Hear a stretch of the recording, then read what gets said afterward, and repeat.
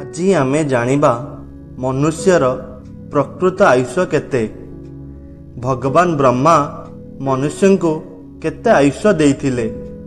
ମନୁଷ୍ୟ ପ୍ରକୃତରେ କାହାର ଆୟୁଷ ବଞ୍ଚୁଛି?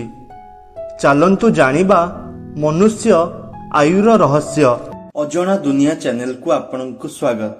ଏପରି ରହସ୍ୟମୟ ଭିଡ଼ିଓ ଦେଖିବା ପାଇଁ ଚ୍ୟାନେଲକୁ ସବସ୍କ୍ରାଇବ କରନ୍ତୁ।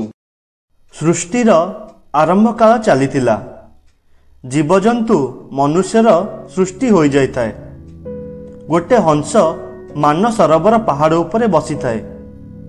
ସେହି ସମୟରେ 3 ଜଣ ଜୀବ ଗଧ, କୁକୁର, ପେଚା ତାହାର ଆଡ଼କୁ ଆସିବାର ଦେଖିଲା। ସେହି 3 ଜୀବ କଥାବାର୍ତ୍ତା ହେଉଥାନ୍ତି।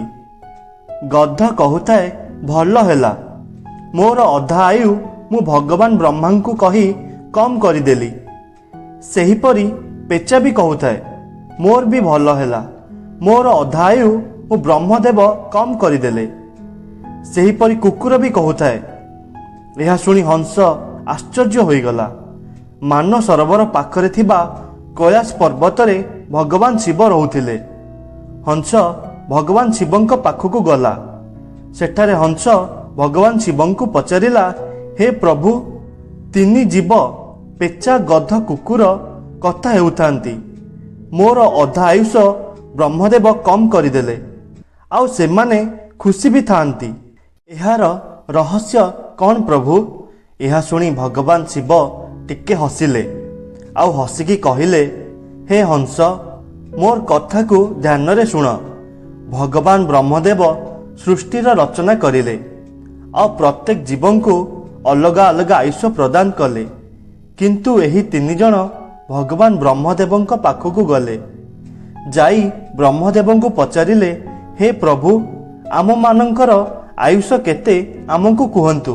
ଏହା ଶୁଣି ଭଗବାନ ବ୍ରହ୍ମାଙ୍କ ପାଖରେ ଆଗରୁ ଉପସ୍ଥିତ ମନୁଷ୍ୟ କହିଲା, ହଁ ଭଗବାନ, ମୋର ବି ଆୟୁଷ ସ୍ଥିର କରିଦିଅନ୍ତୁ।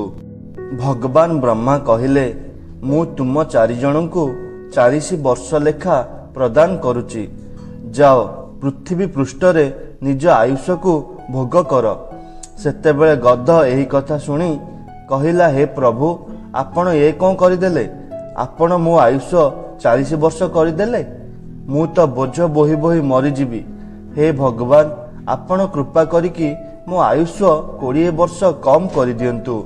ଭଗବାନ ବ୍ରହ୍ମଦେବ ଗଧକୁ କହୁଛନ୍ତି, ହେ ଗଧ, ମୁଁ ତୁମ ଆୟୁଷ କମ୍ କରିଦେବି, ହେଲେ ତୁମର ଏ ସାଥୀମାନଙ୍କୁ ପଚାର, ତୁମର ଆୟୁ କିଏ ନେବ?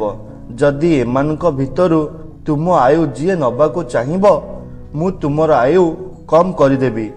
ପାଖରେ ଥିବା ମନୁଷ୍ୟ ଏକଥା ଶୁଣି କହିଲା, ହେ ଭଗବାନ, ଆପଣ ତ ମୋତେ କେବଳ 40 ବର୍ଷ ଆୟୁଷ ପ୍ରଦାନ କରିଛନ୍ତି। ଏ 40 ବର୍ଷରେ ମୁଁ କ'ଣ କରିବି? ଗଧର 20 ବର୍ଷ ମୋତେ ଦେଇଦିଅନ୍ତୁ। ଏହା ଶୁଣି ବ୍ରହ୍ମଦେବ କହିଲେ, ତଥାସ୍ତୁ। ଯାହା ଫଳରେ ମନୁଷ୍ୟର ଆୟୁଷ 60 ବର୍ଷ ହୋଇଗଲା। ଗଧର କଥା ଶୁଣି କୁକୁର କହିବାକୁ ଲାଗିଲା, ହେ ବ୍ରହ୍ମଦେବ, ଆପଣ ମୋ ସହିତ ଅନ୍ୟାୟ କରିଛନ୍ତି। ମୋ ଭାଗ୍ୟରେ ତ ଅଇଁଠା ଖାଇବା, ମାଡ଼ ଖାଇବା ଲେଖା ଅଛି। ତେଣୁ ଏ 40 ବର୍ଷରେ ମୁଁ ବହୁତ କଷ୍ଟ ପାଇବି। ତେଣୁକରି ହେ ଭଗବାନ, ମୋ ଆୟୁଷର ଅଧା କମ୍ କରିଦିଅନ୍ତୁ।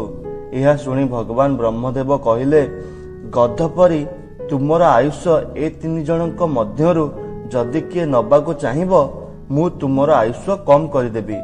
ଏହା ଶୁଣି ମଣିଷ ପୁଣି ଥରେ ବ୍ରହ୍ମଦେବଙ୍କୁ କହିଲା, ହେ ଭଗବାନ, ମୋର ଆୟୁଷ ତ ଏବେ କେବଳ 60 ବର୍ଷ।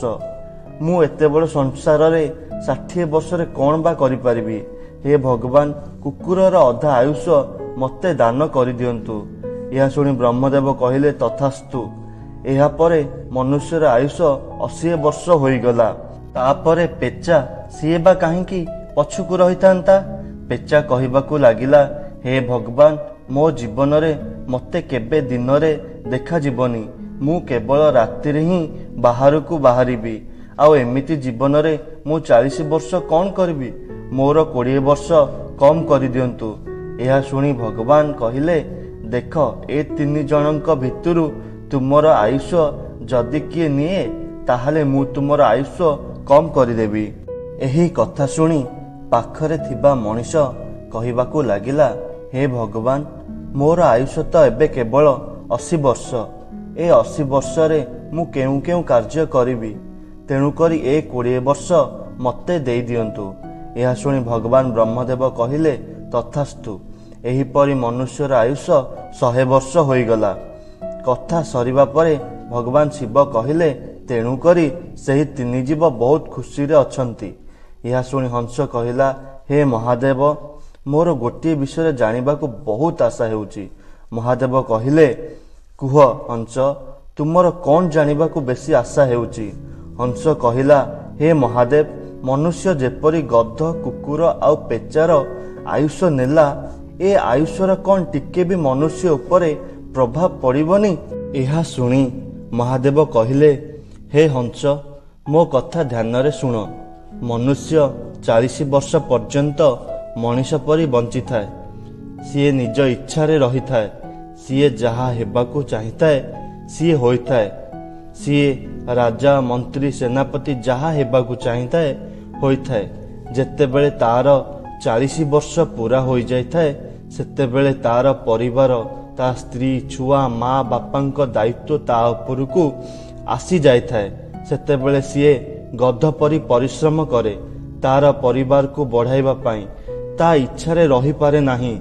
ଯେତେବେଳେ ସିଏ 60 ବର୍ଷ ଅତିକ୍ରମ କରିଥାଏ, ତାର ପରିଶ୍ରମ କରିବାର କ୍ଷମତା କମିଯାଇଥାଏ। ସିଏ ନିଜ ପିଲାମାନଙ୍କ ଭରସାରେ ବଞ୍ଚିବାକୁ ଲାଗେ। ତାର କଥାକୁ କିଏ ମାନନ୍ତିନି। ବହୁତ କମ୍ ଲୋକ ଅଛନ୍ତି ଯିଏ ବାପା ମାଙ୍କ କଥା ମାନନ୍ତି। ତାକୁ କୁକୁର ପରି ବ୍ୟବହାର କରାଯାଏ। ତାଙ୍କରି କୌଣସି କଥାକୁ ଧ୍ୟାନ ଦିଆଯାଏ ନାହିଁ। ଏହିପରି ସେ କୁକୁର ଆୟୁଷ ବଞ୍ଚିଥାଏ।